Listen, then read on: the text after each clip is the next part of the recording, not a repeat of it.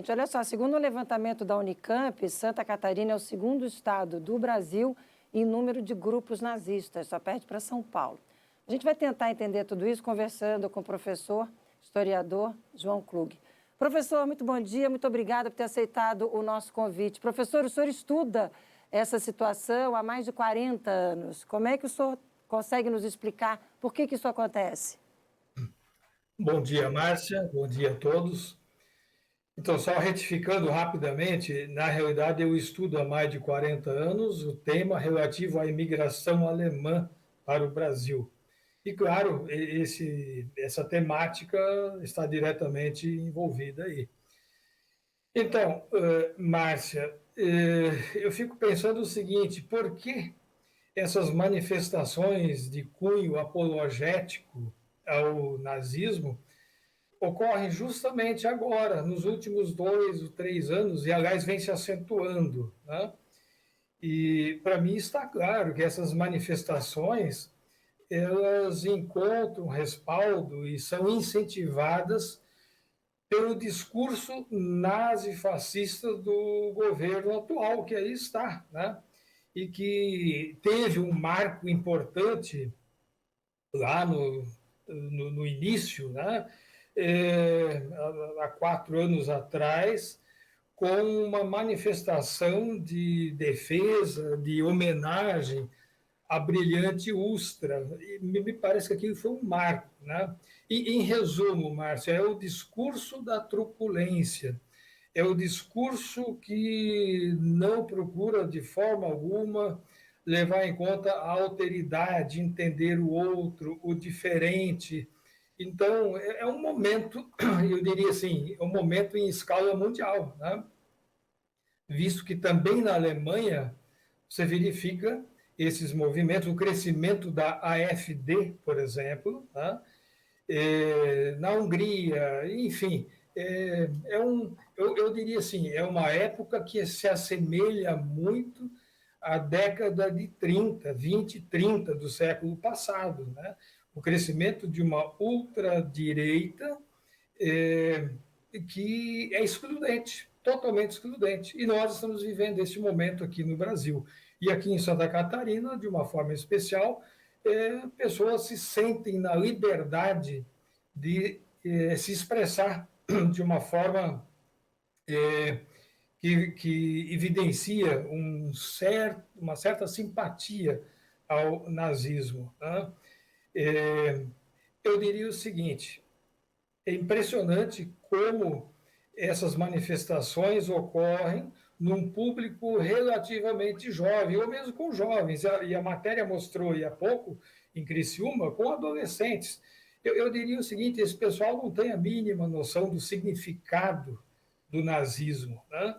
E falta aí uma questão importante que é a educação de cunho humanista. Né? Eu ia entrar nisso, se não está falhando a questão da educação da história, né? As aulas de história não estariam falhando? Márcia, eu concordo plenamente com você. Por que razão um jovem aí na faixa de 18 a 25, 30 anos se envolve ou faz manifestações nesse sentido? Eu vejo, e lamentavelmente eu devo dizer, como professor de muitos anos, professor de história, eu vejo aí uma falha no ensino de história. Né? E essa educação humanística, né? Essa está falhando. E eu diria assim, educação é mais do que meramente transmitir informações sobre determinados temas. É necessário uma reflexão mais séria, mais profunda. Né? E isso é uma falha, sem dúvida. E a fiscalização, professor? Porque é crime, né? A fiscalização. Qual é a avaliação que o senhor faz para fiscalização e investigação com relação a esses casos? Pois é, a experiência tem mostrado que praticamente não acontece nada com esse pessoal. Então, o não acontecer nada incentiva as manifestações. Eu penso que muitas vezes essas manifestações elas vêm assim na esteira, né, de uma ignorância total. Né? É uma ignorância, é um modismo e, especialmente, essa ignorância encontra respaldo no atual governo. E aí, então, a impunidade ela é entendida como um incentivo a essas manifestações. Professor, para a gente fechar, seja bem objetivo e dê uma rápida aula. O que é o nazismo? Olha, o nazismo é uma ideologia que parte de uma pseudociência de uma ciência racial que entende a raça branca anglo-saxã como superior a qualquer outra raça e, portanto, essa noção de eugenia, uma pseudociência, a eugenia é a base dessa ideologia nazista, né?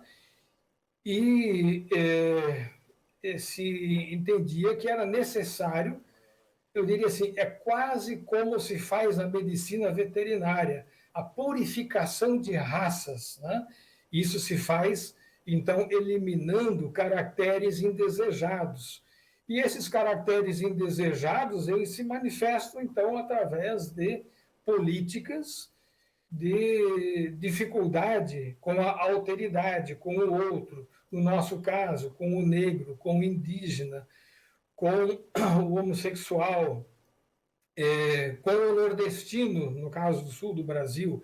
Então, atrás disso existe uma ideia de ciência, de eugenia, de purificação racial. Foi o que os nazistas fizeram na Alemanha, com tudo aquilo que a gente sabe, as consequências danosas, não só na Alemanha, mas para o mundo todo. E tudo isso aqui no Brasil é considerado crime, por isso a gente fala sobre o assunto, por isso a gente abre espaço para trazer esse alerta aqui, por isso que até completo dizendo que esse profissional lá de São Paulo, esse youtuber lá de São Paulo, acabou demitido, perdeu o programa e perdeu patrocinadores porque fez essa apologia ao nazismo. Professor, obrigada, viu, por estar com a gente no dia de hoje. Um ótimo dia para o senhor, até uma próxima oportunidade. Muito obrigado, até logo a todos.